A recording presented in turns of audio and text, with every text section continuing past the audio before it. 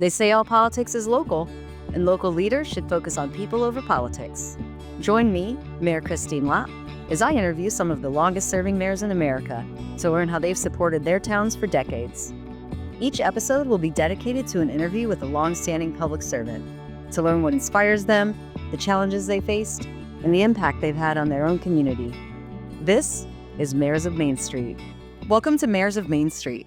I'm Mayor Kristine Lott, and joining me today is Mayor Bob Chatfield of Prospect, Connecticut. Mayor Bob entered office in 1977 and has 48 years of service in the role. He's the 7th longest serving active mayor in the U.S. right now, and during his terms in office, he brought his city water, a new library, a community center, and so much more. I can't wait to dig into what he's learned over the decades, the changes he's seen, and what's inspiring him to continue on. Welcome to Mayors of Main Street, and welcome, Mayor Bob. Well, good afternoon, good morning, whatever. How are you? I am well. I am happy to have you here and so interested to hear about Prospect, Connecticut, and your time in office. Well, let me tell you how I got the bug. My first job was at a local Prospect Hardware, and the man who ran it was the first selectman. Oh. And so people were coming out of the hardware store to see him. But I graduated high school in 1961. Went in the military in October of 61. January of 62, I was in Germany for 3 years, and my mother sent me every single letter that was in the newspaper, not letter, but news articles about Prospect, so I was able to catch up and be aware of what the town was doing. I came back from Germany and went to work at Sikorsky Aircraft for 3 years, still working part-time in the hardware store and a drugstore at the other end of the little counter. So I got to learn and know a lot of the people. During all that time, after I got out of the service, I was driving a school bus. So the kids that I brought to school are now voting for me today. Oh, wow. So as time went on, when I ran for office in 77, the gentleman that was here was in for 10 years. My first goal was to be in office longer than he was. You did it. I did it, and then I just felt very comfortable. I ran unopposed maybe 3 times. The rest of the times I had people running against me 2 years in a row. Some people ran against me, but I've always go in by pretty big plurality because of some of my accomplishments. And having tenure, you can do some of your goals and you can see them take fruition or be finished because of my tenure. So I am the longest serving elected official in Connecticut, period. And then, as you said, in the country, I'm very honored to do that.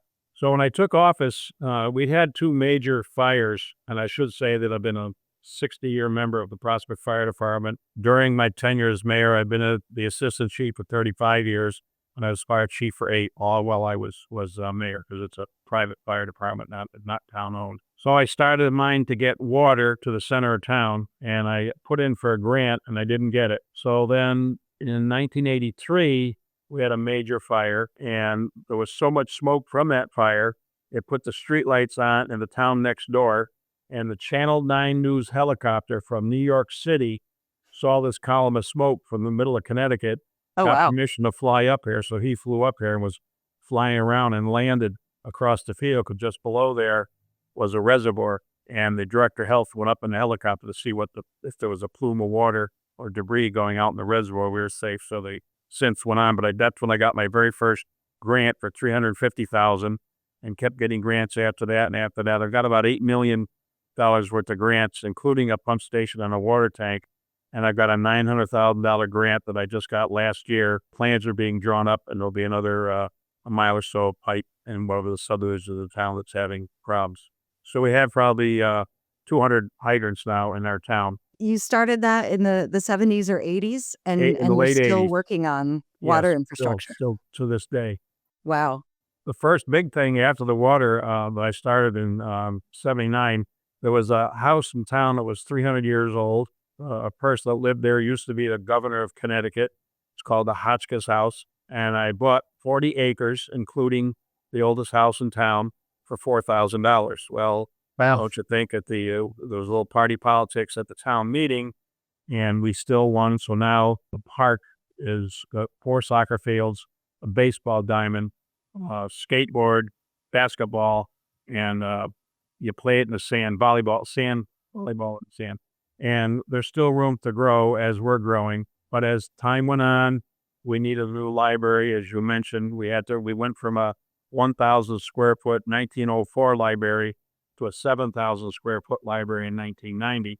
And the fire department, they're building trucks now bigger than the doors were on the old firehouse. So in 2000, we opened up a new firehouse with 14 by 16 doors. Now the apparatus you buy fits in the doors. And because we don't have 100% hydrants, two of our trucks carry more than 3,000 gallons. So we need that. And the fire department, like smaller departments, I don't know about your town, but we run 2 fly cars to do medicals. And we do 4 and 5, 6 medicals a day because there's a couple of over 55 communities here and a couple of busy doctor's offices. And then fires were at about 300 a year as opposed to 12 or 1,400 medicals a year. So, and we're very lucky. We don't have a firefighter problem during the day as far as not having people every once in a while, but some towns are really struggling and present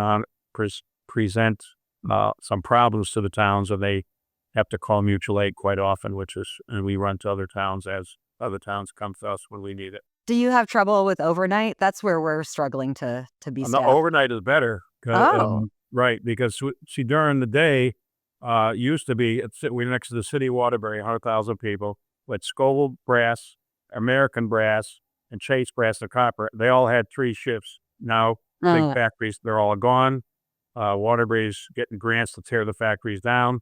And so there are no more 3 shifts, it was when I was working at Sikorsky's, I was second, third shift.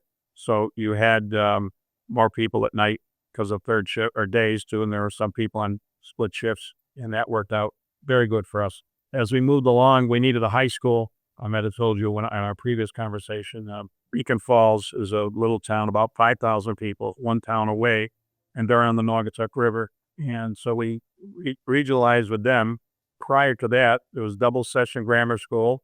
Kindergarten was going to school in the basement of the Catholic Church. And we built a new middle school. Beacon Falls came, and then we built a high school, and we're very proud of that. The first year they opened, their football team won NVL, Naugatuck Valley Championship. All the schools in our area belong, like I'm sure in your town, there's different leagues and different names that the schools, the kids, and they've taken swim meets. They've done us very proud. In the high schools, Woodland High School called the Hawks, and they built it in the middle of the woods in a park in Beacon Falls, and there's always hawks playing around.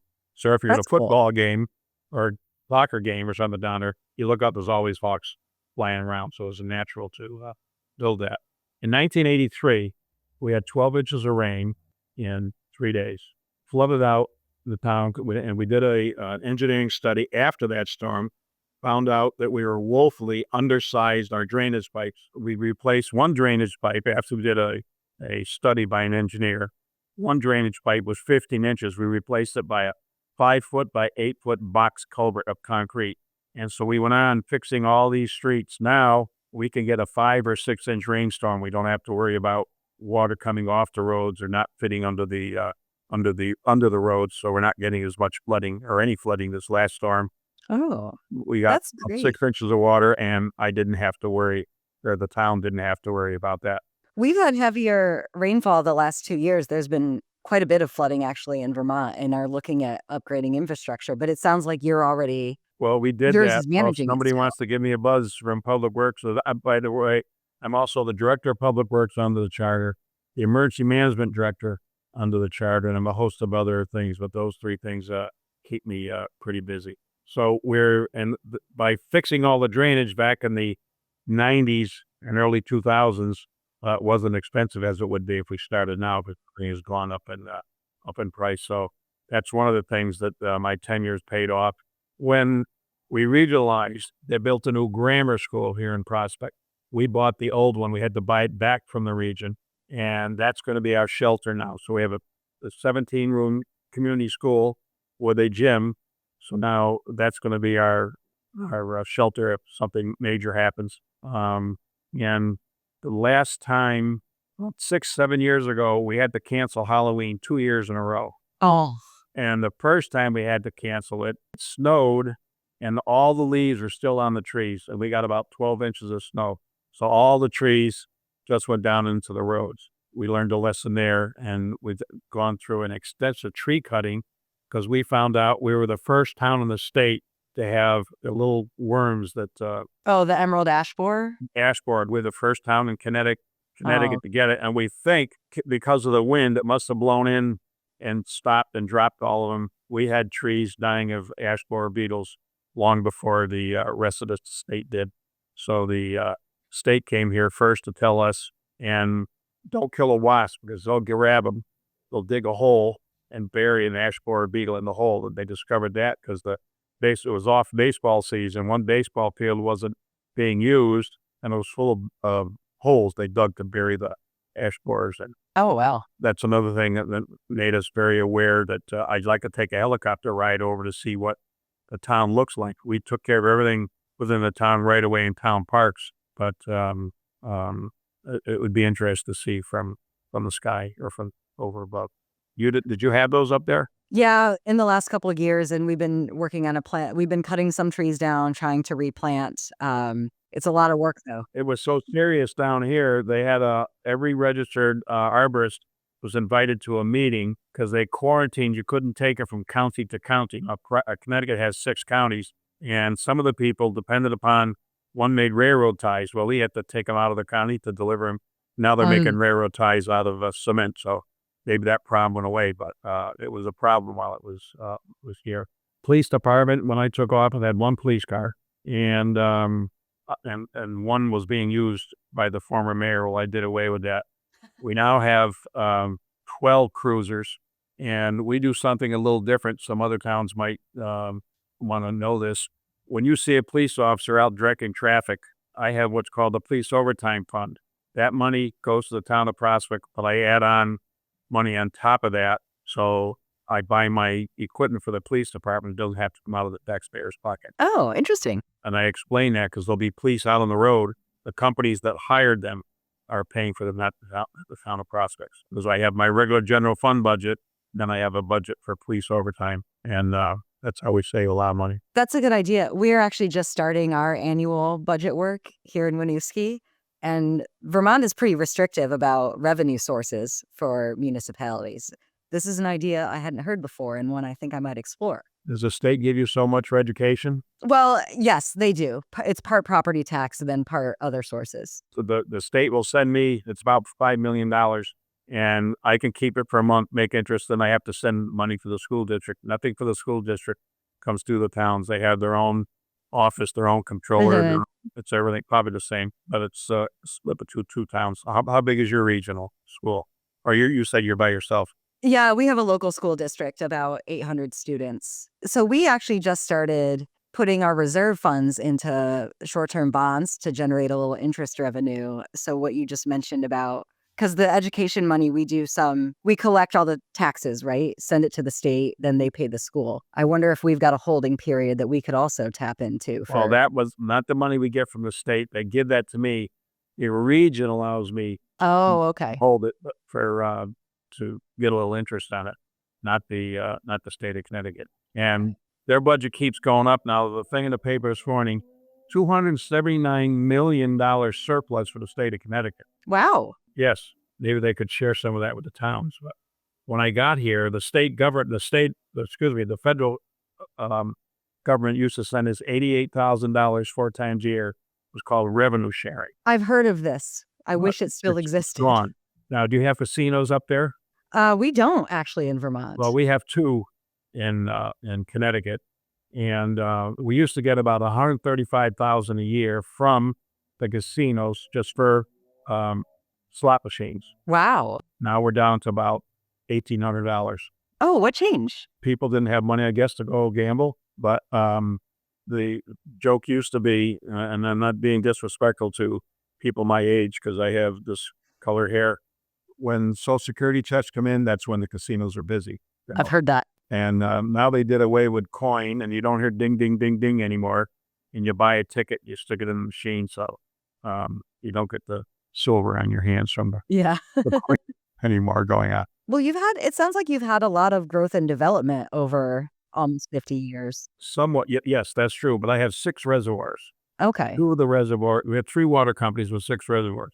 One is Connecticut Water Company, and they have Class 1 reservoir. That's where our city water comes from, and Naugatuck City Water comes. The South Central Regional Water Authority, which used to be the New Haven Water Company, they have 2 reservoirs, but they're Class 3, so they don't use it for water. The city of Waterbury next door, they're about 100,000 people.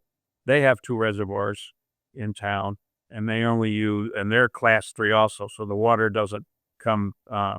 Everything dates back to the flood of '55. We had in January of 1955 about the Naugatuck River, and it was all kinds of rain. 13 people died of Waterbury Really alone, young. and all down the New Haven, Naugatuck Valley.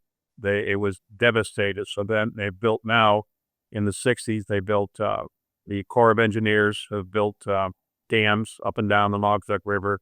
They've rebuilt Route 8, built it higher so that it acts as a dam. So right now there are swimming areas. In fact, my tax collector's husband is a manager for the Army Corps of Engineers, and he's in charge of 2 or 3 dams, and they're struggling now because we are under red flag alert. Every day the governor sends an email.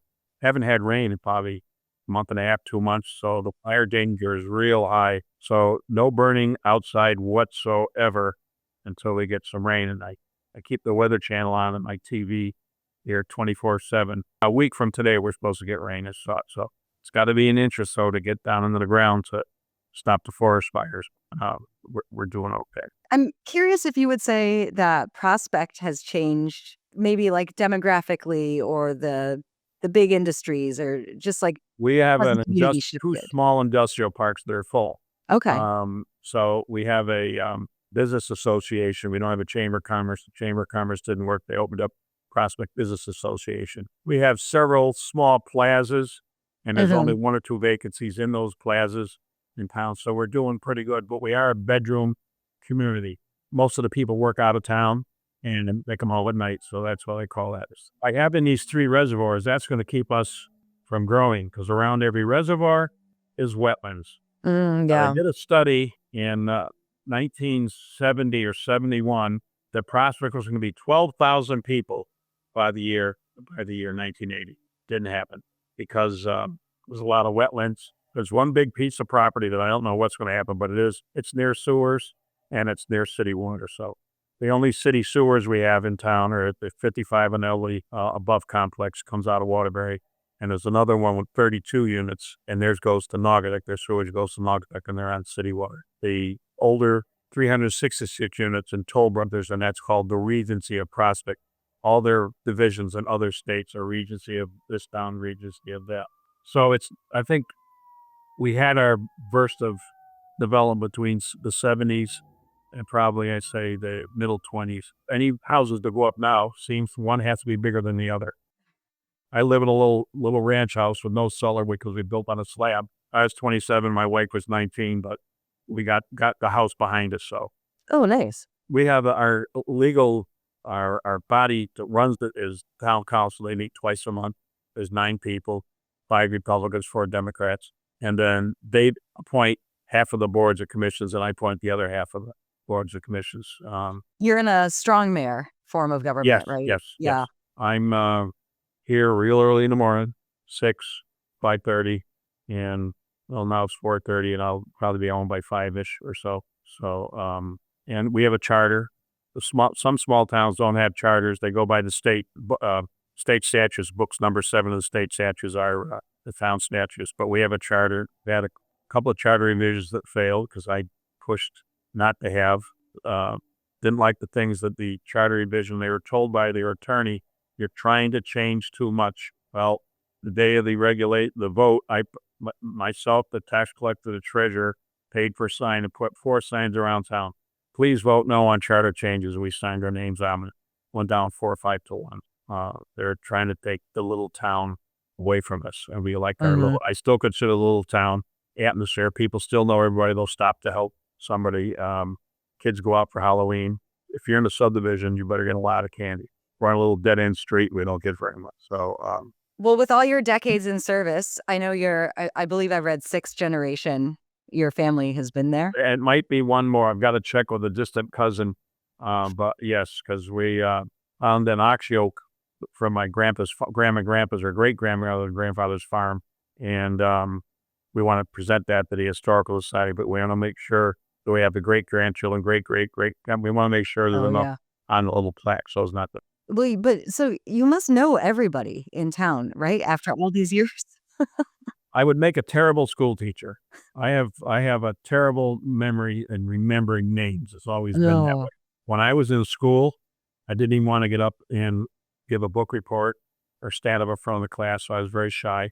And I didn't come out of my shell till I got in Germany in the Air Force, and now you can't shut me up. So I stand up. I've nominated the lieutenant governor a couple of times. There was several hundred thousand, not hundreds, several thousand, 10, 15,000 people in that room. That doesn't bother me anymore. And I stop into the school. Here's one thing I bet you my other fellow mayors don't do. I go into schools a couple days a week, and I walk into a classroom and hold up a dollar bill. They shut right down because I'm either going to ask them, what was the newspaper today, what's going on in current events, or something about the history, or what they're studying. Ugh. And if the person raises their hand and gets the first one, gets their answer, they get the money. If they're not the first one, we come back another day. So one day, I go in and I asked something. I was about division, and I looked on the whiteboard, and there was stuff all over the place. I said to the teacher, "What's that?" "That's division." I picked up both and erased it, and I made the division sign that I learned. And 5 into 15 is 3. The kids say, "Why don't we learn that?" Well, it's new math. They do So it different now. they do it different A now. lot of Yeah. things have changed. Yes, yes. Would you say anything about your approach to the role has changed after decades of service? No, I'm just as busy, but there's more people. Now, it isn't the population going up. There's people coming in from New York, beautiful city. Well, how do I hook up to my sewer? Sir, there are no sewers. There's septic systems you have to worry about, and everybody has a well unless they're on the streets that have water. But even if I put water down the street, they don't all tie in, but they do get percentage off their insurance. They get because of the fire protection, there's a hydrant every 1,000 feet. That's how I keep close to the kids. I'm in the schools. I'll go into the cafeteria. The lunch ladies get all mad because everybody's yelling, "Mayor Bob, Mayor Bob." And they all want to slap my hands, But so I have to be careful when I go in because the younger kids are better than the older kids because they don't all know me as Mayor Bob yet. But Uh, even when we're in a parade, we're getting ready for our Christmas parade on the 8th of December. We decorate the center of town. The fire department sends out to about 15 or 20 fire departments. They decorate the fire trucks for the parade, and as the parade goes through, and they come back, and when the parade's over, we light the tree. Then the winners prizes for the winners that are the best this, the best that, come back to the firehouse for chocolate milk, and that brings the people together. We have a car show, one of the biggest, the best in Connecticut. This year I had 850 cars that would park all around the center of town, all on the grass. The majority of the cars that come park on grass, and not like if you're in a supermarket parking lot or something. yeah. And then we do a pumpkin fest, and we got this idea from a young man that grew up in Prospect, and he was a town manager up in Maine someplace.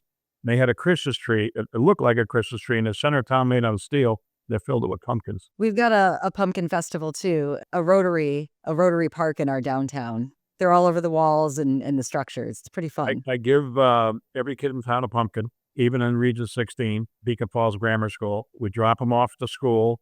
They decorate them. Then the day before the pumpkin fest, they all go up to the town green. We have bleachers set up. We have 1,200 or so pumpkins on display. They get first, second, third, fourth, fifth, and sixth prize.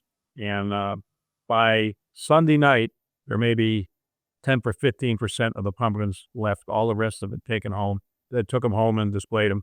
So the rest of the pumpkins we put in the dump truck and bring down to our recycling center, which is built on top of our old dump them down over the bank, and the deer and raccoon and all the wildlife has a blast eating all the pumpkins. Then we have pumpkins that grow up from the seeds that weren't eaten. Oh, that's nice. So we do a band concert every night, like most small towns up on the green.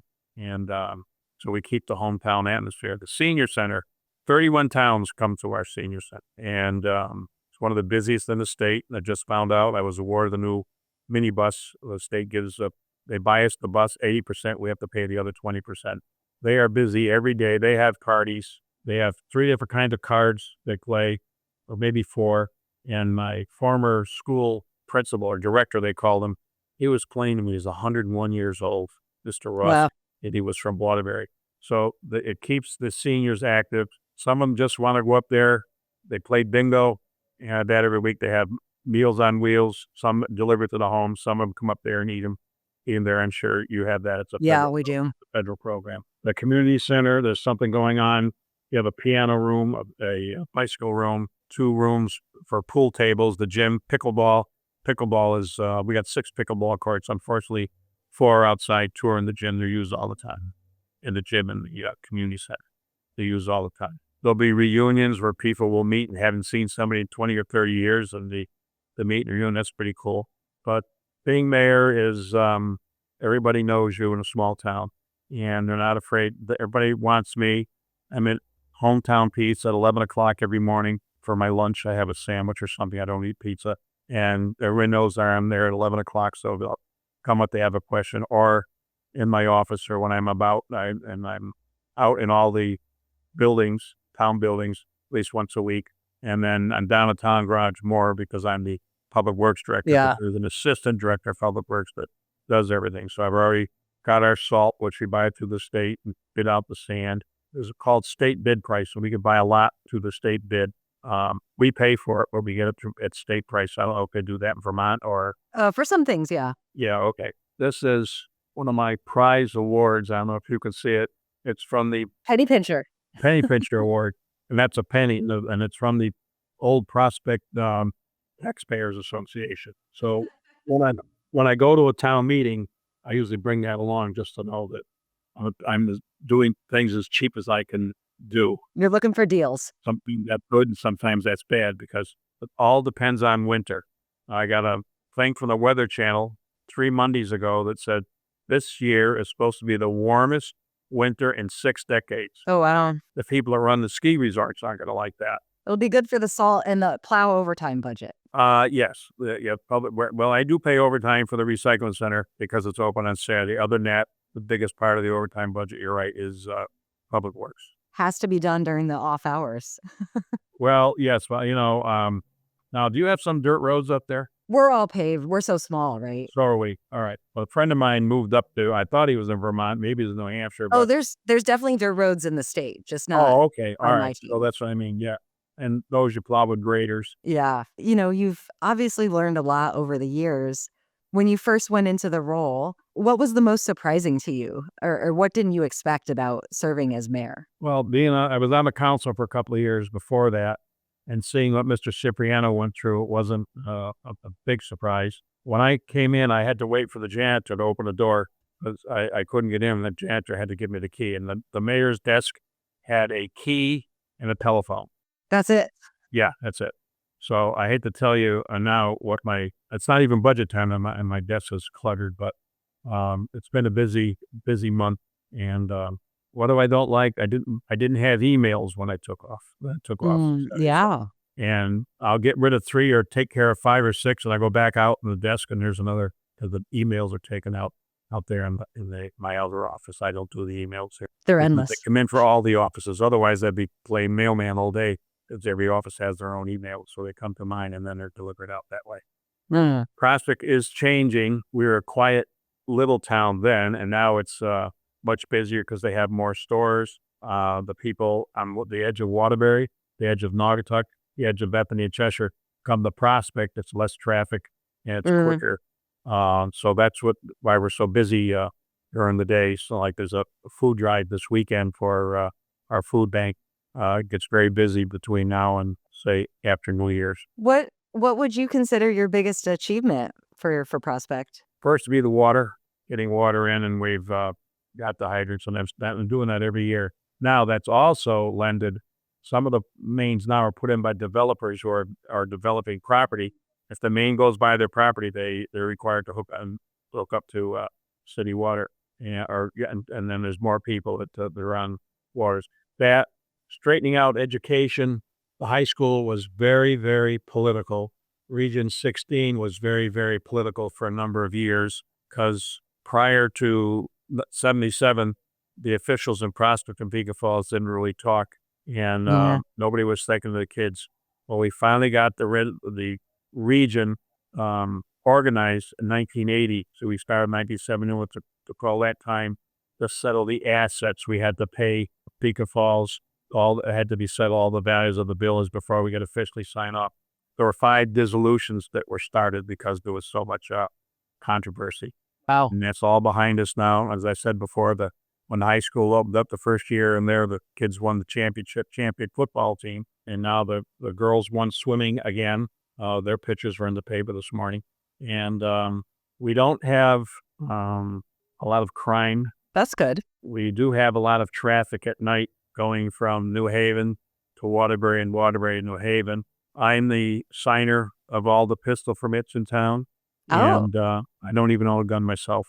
The police do all the background checks, and then they come to me, and I have to look at it again and then sign off on the permit.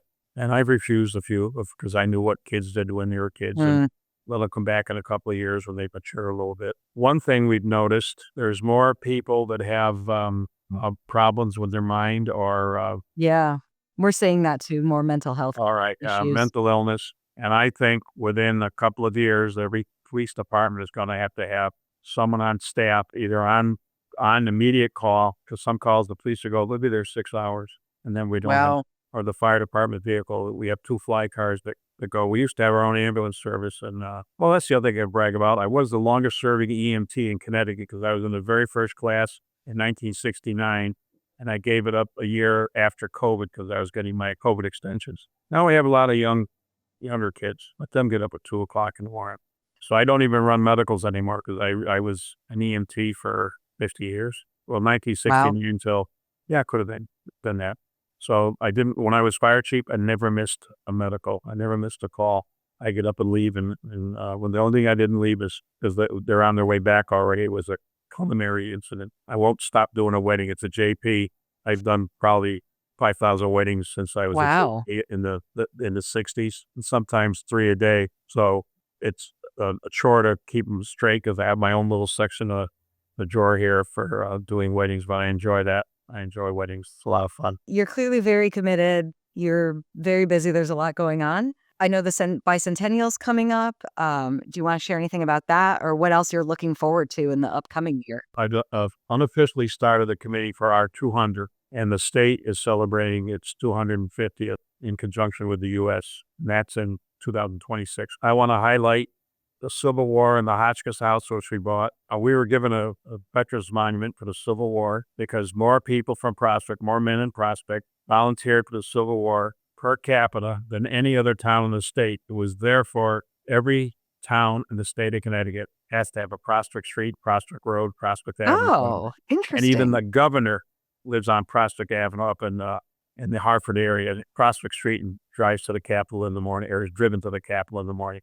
So that's something we tell that to people. Some people say, that can't be true. Well, they look it up and it's true. That's a fun fact. And then our population there was only 500 or 600 people. Women weren't selected because they didn't have the right to vote yet. It was just men. And we lost several people. Their names are on the monument.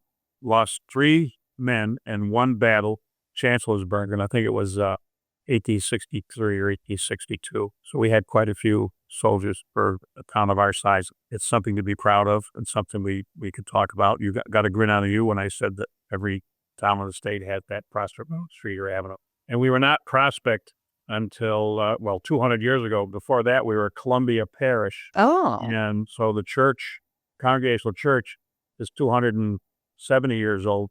Prior to being Prospect, they were Columbia Parish. And back in the early years, the church ran the town. The Congregational Church ran the towns, and it says that on our little plaque that we put out. They collected the taxes, and we're talking to the 1700s. So that was probably the same in Vermont, because you had to fight the Civil War like we did, and like to fight England and all that to gain their independence and all. I've got a niece that lives up in Maine, I think, but she's way up. Her husband works at a VA hospital up in, is there a VA?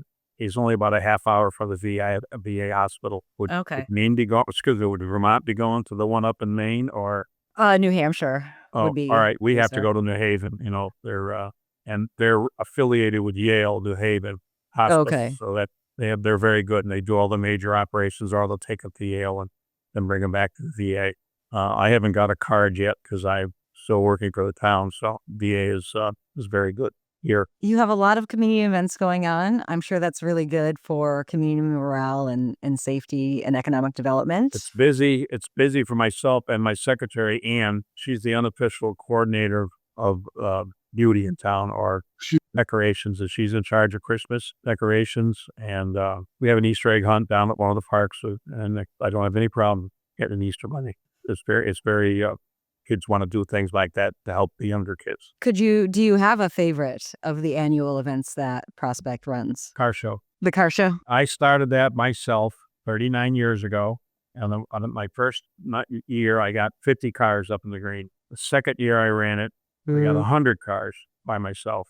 That January, 3 or 4 guys came in and they wanted to know if they could form the Prospect Car Owners Association to help me put on the car show. I said, well, sure. So in April, they came and got flyers, and there's little, every weekend someplace or during the week, there's not necessarily a car show, but a restaurant, a 50s restaurant will have it's a mini event. They'll have 15, 20 cars come. Well, they started handing flyers out to all these people. So my next year in August, I had 500 cars. Wow. Which was mind-boggling. And they started giving out trophies. We gave out 40 trophies, and we're 850 this year. Some years we've been over 900, and we give trophies. I give a mayor's choice to get a club choice. And we have KC 101, and there's 2 DJs, and one of them comes every year and gives out a trophy and does a little skit they put up a little tent. People come from New York. We have Vermont people come down. We have Massachusetts, and New York is only like a half hour to the border, but you get tied up with traffic in Danbury. When you're trying to get in, yeah. Trying to get in, well, not on a Saturday or Sunday, but now it's probably bumper to bumper for 7, 8, 10 miles so you get to New York, because they've got a big shopping plaza and the airport up there, and 84 could be 4 lanes now instead of 2. Yeah. Some places they've made them 3. It's ease the congestion. Well, the last thing I want to ask is just what advice you would have for somebody who is newer stepping into the role of mayor. Takes away a lot of your family time. I put a bumper sticker out one time so that Prospect comes first. And my mother-in-law went crazy. But so you have to being in the fire department too. Christmas Eve, the timer goes off, you go. So being a mayor, if they know you're accessible, they're always going to want to talk to you. Some people say, well, Mayor Bob will fix it. Or let Mayor Bob, somebody gave me a coffee cup. Don't worry about it. Let Mayor Bob handle it. So just be ready. Don't be afraid. I didn't go to college. My college was the Air Force, so you don't have to have a college education. Be willing to put in the time, give up family time, and just be nice to everybody. It's well said. I grew up in town. I was born in Waterbury, but grew up here in Prospect, and I'm one of 5 kids, and I got 2 grandkids. Kenzie's the queen, I call her. She's 8, and Zachary's 6 to 16 last week. Go to college if you can. Go in the military, because when you come out of the military, they'll pay for your college. And it's sometimes it's fun. It makes you feel good when you do something really good, or especially if you're a firefighter, an EMT. I've got 8 life-saving awards. Because I was in the fire department before defibrillators. Now we have the defibrillators, and I saved 8 lives. That makes you feel good. The fire department, rescue squad, or whatever your town calls it, and you save a life. It's a good family. Public service is rewarding. You have served in so many capacities. Well, and this is all my hair for my age. This is all my hair. I won't tell you how old I am, but I was born in 43. We'll let folks do the math. Yes, okay. I do that to the kids. I'll say, okay, I did this at such and such. What year was I born? And I'll make them do the math, but they're not allowed to do what I pay for, when I go in with the dollar. Well, I'm sure you have several years left of service to Prospect. I haven't officially announced this yet, but Prospect will be 200 years old in 2027. I would like to run for one more term, and my term would be up in 2027. The anniversary is in May. Then I would have led the town for 50 years. And that would be an honor. So, but I've got to talk that over with my wife, so we'll see what happens. I better talk to her about that before this goes on the air, so to speak. Well, I want to thank you, and thank you for calling me a couple of weeks ago or sending me the email. Then I called you, and thank you for inviting me to do this. It's a pleasure. Yeah. Thank you. It's been a pleasure having this conversation with you, Mayor Bob of Prospect, Connecticut. I want to thank you for your time joining us on Mayors of Main Street.